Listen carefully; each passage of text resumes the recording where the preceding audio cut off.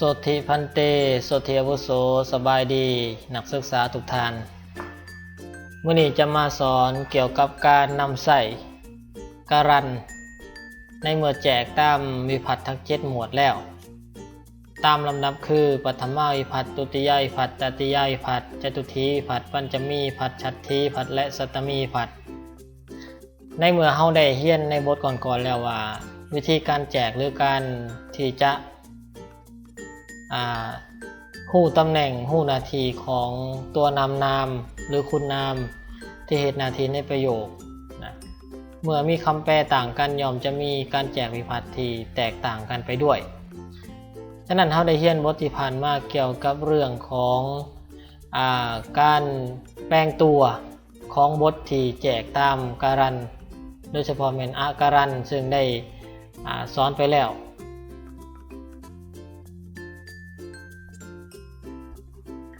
ทีนี้เฮาสิมาเว้าถึงการแจกการันโดยบ่เอาศัพท์ที่มาบวกใส่กันคือจังที่แจกแต่ก่อนว่าเช่นคำว่าปุริโสมาจากคำว่าปุริสะบวกกับโอเป็นปุริโสนะอันนี้เฮาปูพื้นฐานกันแล้วว่านั่นคือวิธีการในการผสมวิภัตกับนามศัพท์ทีนี้เพื่อความรวบรัดตัดตอนในการเรียนเราจะสังเกตว่าการันทั้งหมดนั้นมีอยู่13ตัวโดยแบ่งเป็นปุงลิงหาตัวอิทธิลิงหาตัวและนปุงสกลิงหาตัวในแต่ละตัวก็จะมีการแจกตามเช่นอาการันนี่ก็จะแจกตามปุริสะอีการันก็จะแจกตามมูนิเห็นบ่แต่ละตัวจะมีการแจกตามอีการันก็แจกตามเศรษฐีอูการันก็แจกตามครุอูการันในปุงลิงแจกตามวินยูแต่ละตัวนี้เขาต้องจือจำในการแจกแต่ละหมวดของวิภัตเพื่อจะเอาไปนำใส่และสังเกตการแปลออกวิธีการแจกแบบถือว่ายกระดับขึ้นมาอีกสั้นหนึ่งก็คือว่าเห็นซับและแจกได้เลยเช่นตัวอย่างว่าอาการันเช่นว่าเอา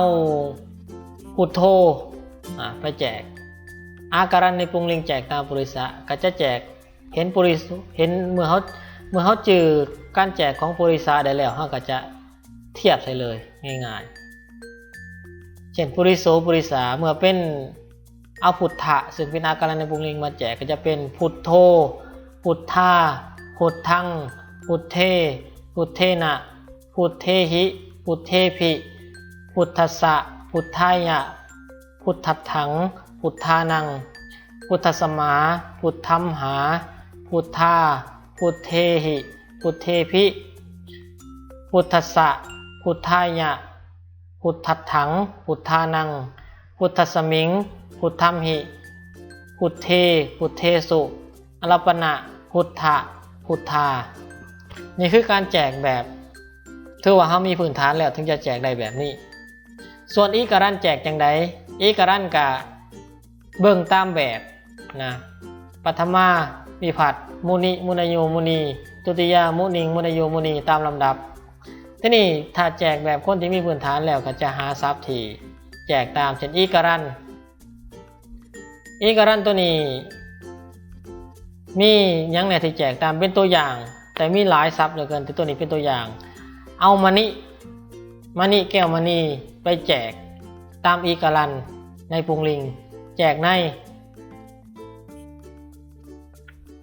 มูนิแจกแบบมูนิบ่เป็นแจกในมูนิแจกแบบมูนิวิธีแจกแบบมูนิแจกจังไดนี่เขาจะเห็นศัพท์เรียงตามลำดับนี่คือปฐมาตุติยาจตุถีปัญจมีสัตถีสัตตมีสัตถีสัตตมีขออภัยนี่จะเรียงแบบนี้ปฐมาตุติยาไปเรื่อยๆทีนี้การแจกแบบอีการันนั้นเขาก็เอามาแจกเลยบางครั้งนี่เขาเอาอย่างเอามุนิขออภัยเอามานิแก้วมณีมาแจกวิธีแจกก็คือสังเกตสระอิตัวสุดท้ายของการันเนี่ยเมื่อเข้าสู่วิภัตแล้วจะเป็นจังได ตัวนี้เป็นมูนิมูนายโยมูนีที่นี่ถ้าเป็นมะนิก็จะเป็นมะนิมะนายโยมะนีมะนิงมะนายโยมะนีนี่นะแจกไปเรื่อยถ้าเป็นตัวอื่นล่ะถ้าเป็นอาคิเป็นอาคิไฟอาคิไฟก็จะแจกเอาเทียบใส่กับมูนิเป็นอาคิอาคโยอาคีอาคิงอาคโยอาคีอาคินาอาคิหิอาคิพิ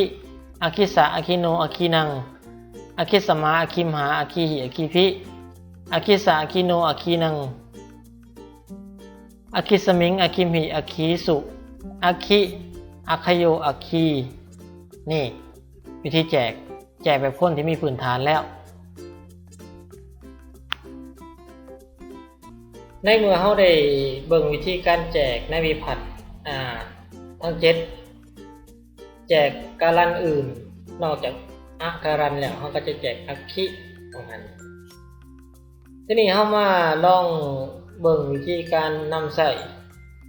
ในการันอื่นเช่นในตัวอย่างประโยคที่ยกมาเห็นนี้ก็คือว่าเช่นเขาเห็นภาษาลาวแปลว่าอันว่าขาเซิร์ฟทั้งหลายได้อยู่ส่วนแก้วมณีเขาสีไปแจกอย่างไรสังเกตตัวสีแดงตัวสีดำอย่าเฝ้าไปสนมันนะตัวนี้มันเป็นกิริยา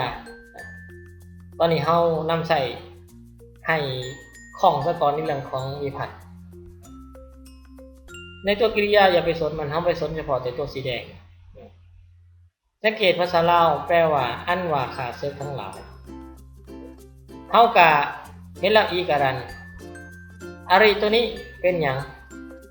เอามาสังเกตดีการแจกตามอะไรตัวนี้เป็นขาเซิร์ฟเห็นไหมขาเซิร์ฟตัวนี้เป็นขาเซิร์ฟเป็นอีการันในปงลิงขนาดอีการันในปงลิงไปแจกตามมูนี้บางหันแปลว่าขาเซิร์ฟทั้งหลายที่นี่เขากะเอามาแจกตัวนี้ก็จะเป็นอริตัวนี้ก็จะเป็นอารโยอันนี้เอาอารีมาแจกเหมือนกับมูนายโยก็จะแจกเป็นอารโยอารีตัวน่ะเอามาแทนตรงนี้เป็นอารีนี่นะ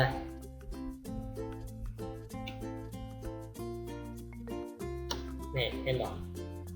อารโยอารีเขาก็ได้แล้วซ้ำนี่อารโยกามาแทนตัวนี้ซึ่งแจกแล้วก็จะเป็นต่อไปจะเป็นอารโยได้อยู่ตัวนี้เป็นกิริยาจะเป็นส่วนมันมาเบิ่งตัวนี้เบิ่งซึ่งแก้วมณีตัวนี้เป็นอีการันแล้วก็มาเบิ่งวิธีการแจกตามว่ามณีอยู่ในส่วนไหนนี่เด้มณีอยู่ในอีการันในกรุงลิงบางหันแปลว่าเซิงแสดงว่าเป็นตุติยายผัดเขาก็มาแจกตามมูนี้บางหันเป็นมณีถ้าแจกเหมือนกับมูนี้ในตุติยาตัวนี้เป็น2ที่2กับเป็นมณิงอันนี้เป็นมณิงตัวนี้เป็นมูนิ่งตัวนี้เป็นมณิงตัวนี้เป็นแบบเขาก็ได้แล้วมณิงเนี่ยเขาก็มาใส่แทนตัวนี้ซึ่งแจกแล้วก็จะเป็นมณิงประโยคก็จะสมบูรณ์อันว่าคาเซิกละพันติได้อยู่มณิงซึ่งแก้วมณีเอาประโยคต่อไปพละคำแปลหนึ่งคำแปลก่อนอันว่าผลไม้ทั้งหลายตกแล้วจากต้นไม้ตกแล้วนี่เขาอยากเข้าไปเบิ่งมันเอาเบิ่งเฉพาะแต่ตัวที่เป็นนามตัวนี้เป็นกริยาตกแล้วตัวนี้แปลผิดแล้วตัวนี้แปลว่าตกอยู่มันตกแล้วตกอยู่เอามาเบิ่งตัวที่เป็นนามถ้าว่าผลไม้ทั้งหลายซับบาลีคือพละตัวนี้เป็นอาการันตัวนี้เป็นยังลิงต้องเบิ่งซะก่อนพละตัวนี้อยู่ในแบบแจกนั้นจะเห็นว่าพละตัวนี้สิอยู่ในส่วนของเห็นบ่ผลไม้ตัวนี้เป็นอาการันในนาปรุงสัตตลิง นาพุงสกลิงนั้นอาการในพุงนาพุงสกลิงนะแจกแบบมันก็คือกุละตระกูลอาการในนาพุงสกลิงกับปุงลิงจะต่างกันจะมีแบบต่างกันนะแจกเมื่อเอาพละมาแจกตามกุละก็จะเป็นพลังก็จะเป็นพลังนี่พลัง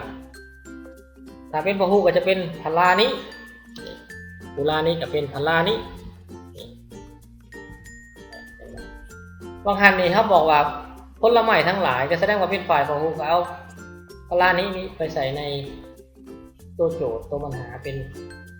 พลานินี่เด้ตกอยู่จากต้นไม้นี่เด้จากคำว่าจากนี่เป็นยังวิภัตเขาเรียนในบทก่อนๆแล้วในเรื่องคำแปลข้อปฏิบัติจากนี่เป็นปัจจมีวิภัตฉะนั้นแล้วเข้ามาต้นไม้เป็นอาการันตัวนี้เป็นปุงลิงหรือเป็นนพุงสกลิงอันนี้เป็นปุงลิงทุกขานี่ฉะนั้นแล้วเนี่ยเมื่อเป็นอาการันในปุงลิงเขาก็เอาไปแจกตามไผ่อาการันในปุงลิงนี่อาการันในปุงลิงแจกตามบริษัทถ้าว่าจากอยู่ในวิภัตใดจากอยู่ในปัจจมีวิภัตฉะนั้นเขากลับมาใส่ว่าตัวนี้เป็นปุริสสมาเอารูปขางมาใส่ก็จะเป็นอย่างไรเป็นรุกขัสมานั่นเองเป็นรุกขัสมาเขาก็ได้เลยนี่นะเลือกที่แจกทุกตัวก็ได้รุกขัสมารุกคำหาลุกขัสมาลุกขำหาลุกขาลุกเขหิลุกเขพินี่เอาเสียเอาตัวใดตัวหนึ่งก็ได้ในฝ่ายของเอกะถ้าเป็นพหูกะว่าไปตรงนี้เป็นเอกะเป็นลุกขัสมาเอาลูกขัสมาที่แจกแล้วมาใส่ในโจทย์ก็จะเป็นลูกขัสมาอย่างนี้ประโยคต่อไปตัวนี้เป็นพลานิ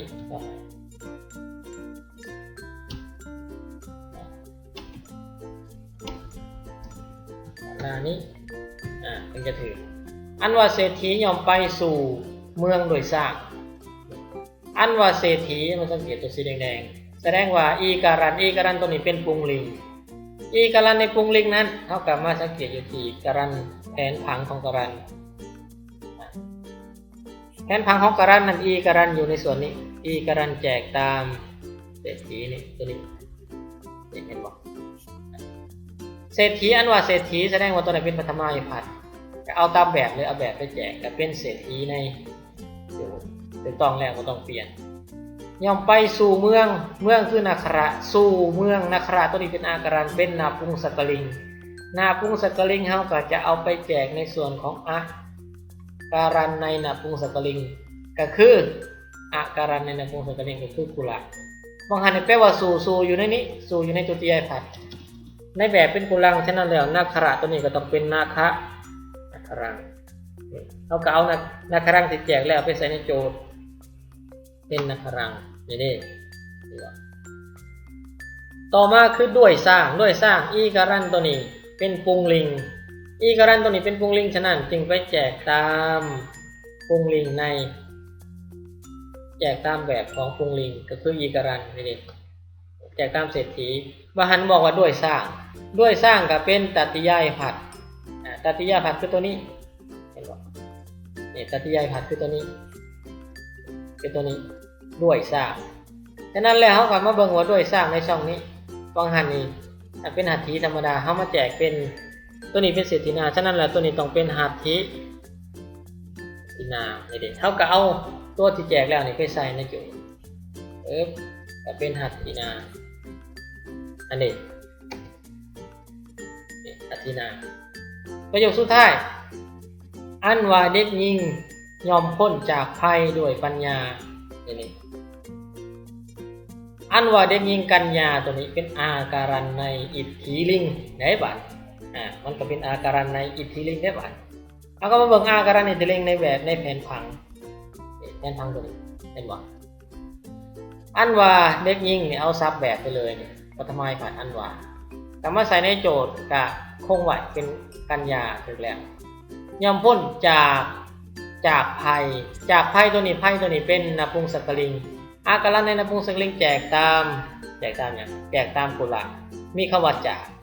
ค คำว่าจากนั้นอยู่ในส่วนของปัจจมีผัดตัวนี้ก็จะแจกเป็นกุลสมาตัวนี้ก็จะเป็นพระอายสมานี่เด้หรือ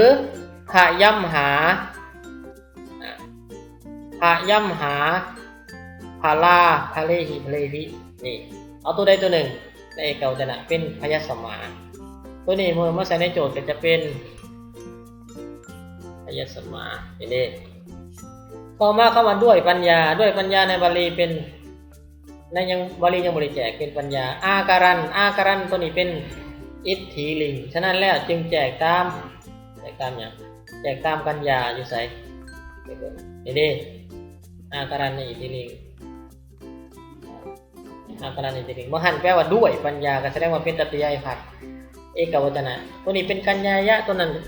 มาเป็นปัญญาก็ต้องเป็นปัญญายะนี่เอาปัญญายะที่แจกแล้วนี่ไปอยู่ในโจทย์